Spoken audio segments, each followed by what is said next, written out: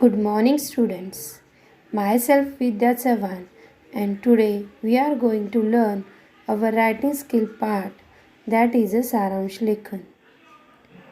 विद्यार्थ्यांनो, सारांश लेखन म्हणजे समरी रायटिंग. विद्यार्थी मित्रांनो, तर आज आपल्याला पाहायचं आहे की सारांश लेखन कसे केले जाते, समरी रायटिंग कसे केले जाते. सारांश म्हणजे काय?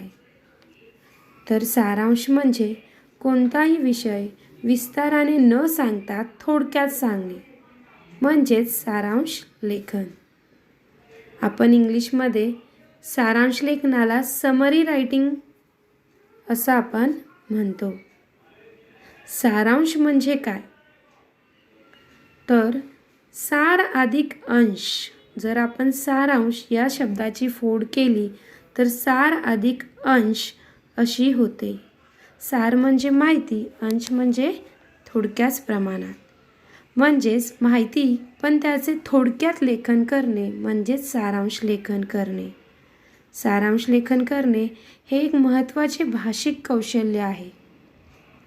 विद्यार्थी मित्रांनो, तुम्हाला वाटते सारांश म्हणजे एखाद्या उतार्याचा किंवा पॅसेजमधील काही 3-4 ओळी लिहिल्या म्हणजेच तुमचं सारांश लेखन झालं. तर मित्रांनो, ते तसे नसते. सारांश लेखन कसे केले जाते आज आपण पाहणार आहोत. चला तर पाहूया. विद्यार्थी मित्रांनो, प्रश्नपत्रिकेत तुम्हाला अपठित उतार्याचा 1/3 सारांश तुमच्या शब्दात लिहा असा प्रश्न विचारला जातो. अपठित उतारा म्हणजे अनसीन पॅसेज. त्याचा आपल्याला 1/3 म्हणजे 1/3 पार्ट आपल्याला आपल्या शब्दात लिहा असा प्रश्न विचारला जातो. तर सारांश लेखन करताना कोणत्या गोष्टी लक्षात ठेवायच्या आहेत ते आपण पाहूया. पहिलं, दिलेल्या परिच्छेदाचे वाचन. प्रथम आपल्याला जो परिच्छेद दिला गेला आहे, जो पॅसेज आपल्याला दिला गेला आहे तो नीट वाचून घ्यायचा आहे. हा उतारा आपण मनपूर्वक वाचला तर तो आपल्याला कळतो. उतार्यात नक्की काय सांगण्याचा प्रयत्न केला आहे ते आपल्याला कळते.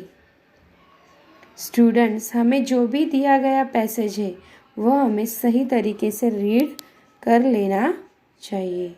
तभी उसमें जो आशय हमें दिया गया है, जो हमारे सामने विचार रखे गए हैं वो हमें समझ में आ जाते हैं. दुसरा, परिच्छेदातील आशयाचे आकलन होणे. आपण परिच्छेद म्हणजेच पॅसेज नीट काळजीपूर्वक वाचला तरच आपल्याला त्यातून कोणते विचार प्रकट होतात ते कळते.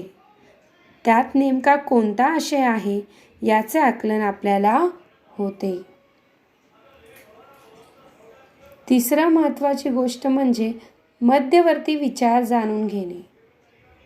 परिच्छेद वाचतानाच आपल्याला त्यातील कोणता विचार सांगितला आहे, कोणता विचार प्रकट झालेला आहे ते आपल्याला समजून येते.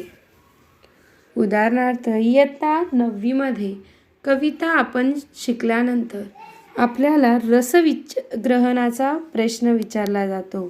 त्या रसग्रहणामध्ये मध्यवर्ती कल्पना विचारली जाते. मध्यवर्ती कल्पना म्हणजेच नक्कीच कवीने आपल्याला या कवितेमधून काय सांगितलेले आहे, कोणता आशय मांडलेला आहे, नक्की कोणते विचार प्रकट केले आहेत ते आपल्याला लिहायचे असते. त्याचप्रमाणे या उतार्यामध्येही मध्यवर्ती विचार काय सांगितले आहेत, काय सांगण्याचा प्रयत्न केला आहे ते आपल्याला समजून घेता आले पाहिजे. चौथा, समजलेला विचार स्वतःच्या शब्दात थोडक्यात आपल्याला मांडता आला पाहिजे. सारांश लेखन करताना विद्यार्थ्यांनो, आपल्याला जो परिच्छेद दिलेला आहे त्या परिच्छेदातील आपल्याला समजलेला विचार, आशय थोडक्यात आपल्याला आपल्या स्वतःच्या शब्दात मांडता आला पाहिजे. महत्त्वाचे म्हणजे आपण सारांश लेखन हे कमीत कमी शब्दात लिहिले पाहिजे आणि या सारांश लेखनामध्ये परिच्छेदात आलेल्या आशयाचा पूर्ण अर्थ त्यात आला पाहिजे।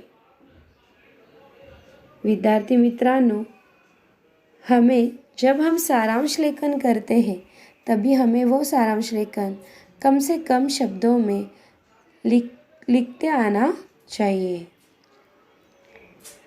परिच्छेदात असलेला विचार आपल्याला सारांश लेखनामध्ये येणे महत्त्वाचे आहे। सारांश लेखनाचा 1/3 भाग हा दिल्या गेलेल्या परिच्छेदावर अवलंबून असतो। तरी साधारणतः आपले हे सारांश लेखन 4 ते 5 किंवा 5 ते 6 वाक्यांमध्ये असावे आणि ते देखील आपल्या स्वतःच्या भाषेत ते लिहिले असावे। स्टूडेंट्स, सारांश लेखन जब भी हम करते हैं तभी हमें ये बात याद रखनी है कि हमारा जो सारांश लेखन है वो कम से कम शब्दों में हमें करना आना चाहिए।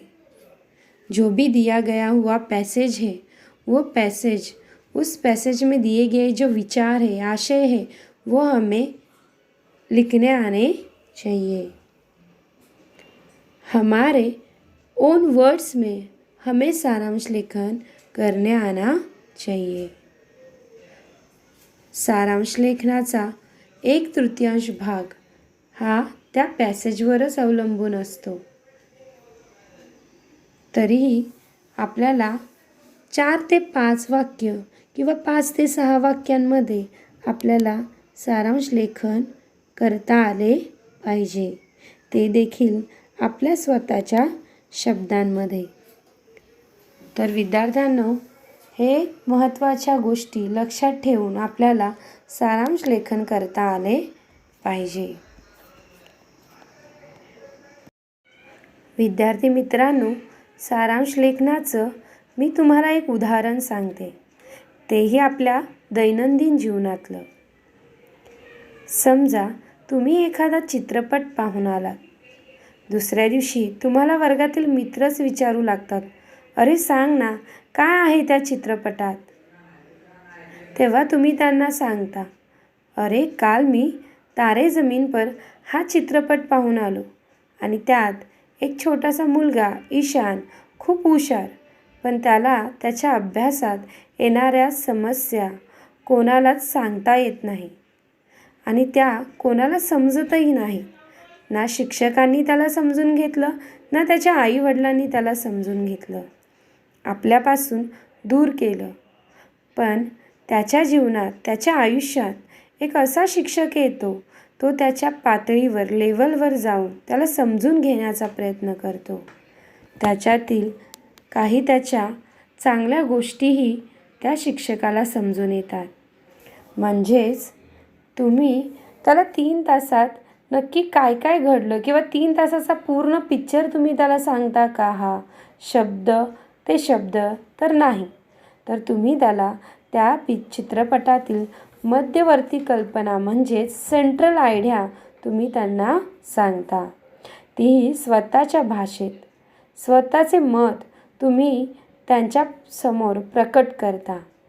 आणि खरं सांगायचं तर सारांश लेखनामध्ये ते हेच असते, तुम्ही जे काही आहे परिच्छेदामध्ये ते तुम्हाला स्वतःच्या भाषेमध्ये, स्वतःच्या शब्दांमध्ये ते मांडता आले पाहिजे।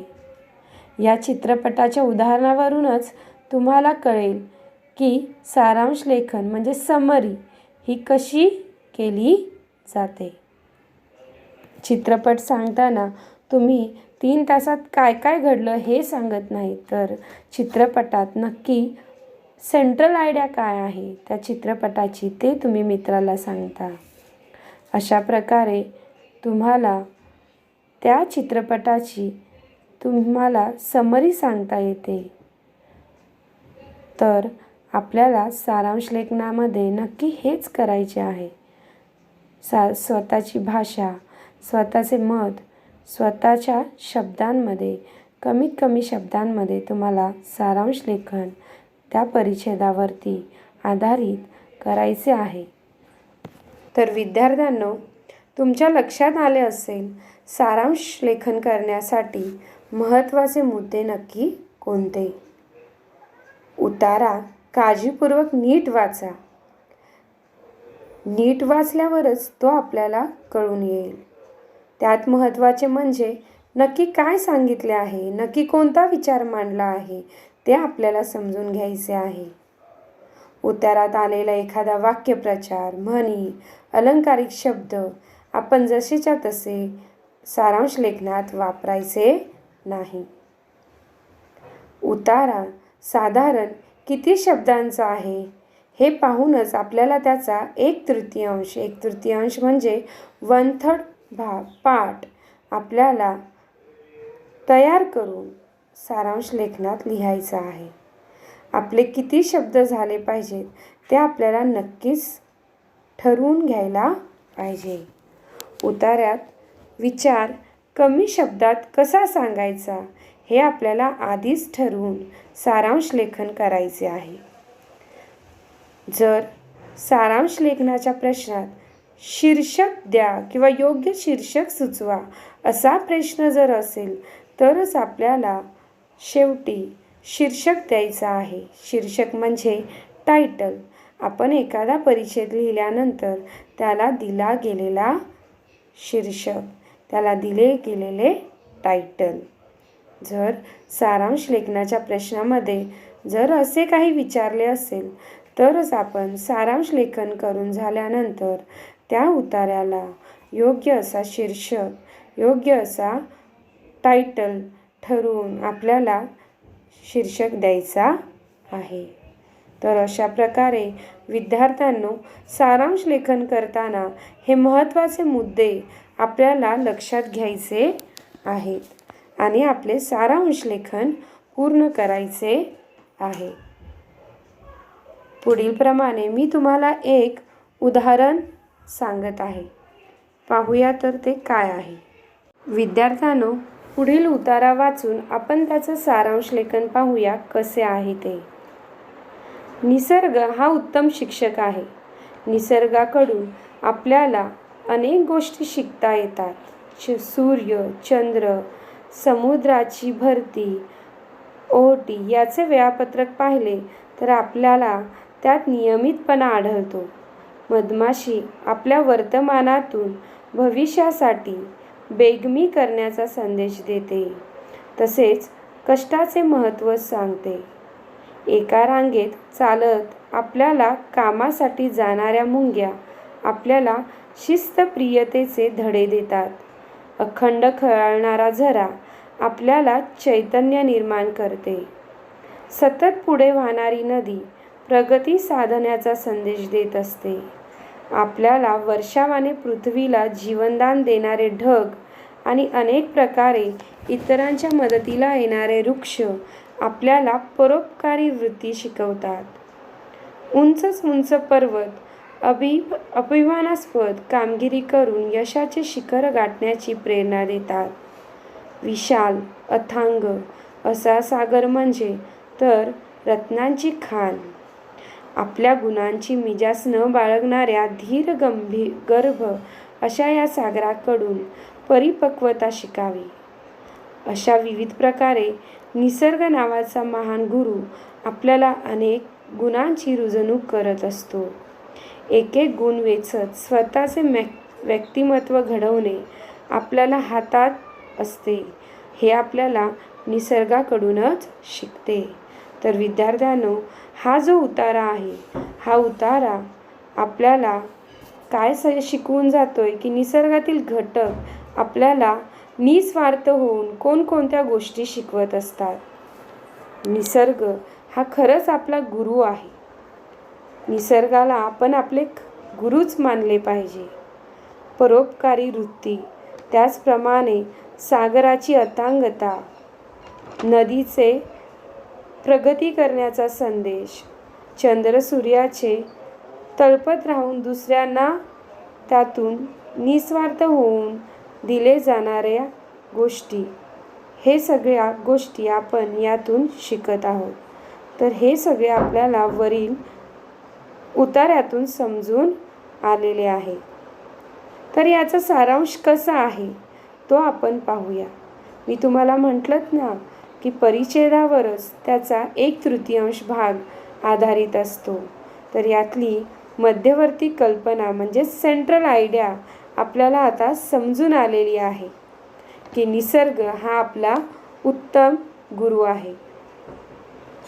चला पाहूया आपण याचा सारांश कसा केला आहे किंवा सारांश लेखन कसे केले आहे. बघा तर, निसर्ग हा उत्तम शिक्षक आहे. निसर्गातील प्रत्येक गोष्टीपासून आपण खूप काही गोष्टी शिकू शकतो. जसे आकाश, सूर्य, चंद्र इत्यादी वेळापत्रक बघून नियमित महत्त्वाचे आपल्यास समजते.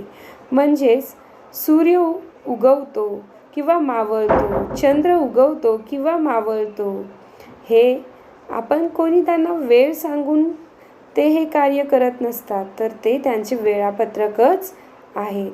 ते नियमिततेचे महत्त्व आपल्याला सांगत आहेत. मधमाशी कष्टाचे महत्त्व आपल्याला सांगते, तर नदीचे पाणी हे चैतन्य निर्माण करते, प्रगतीचा संदेश देते.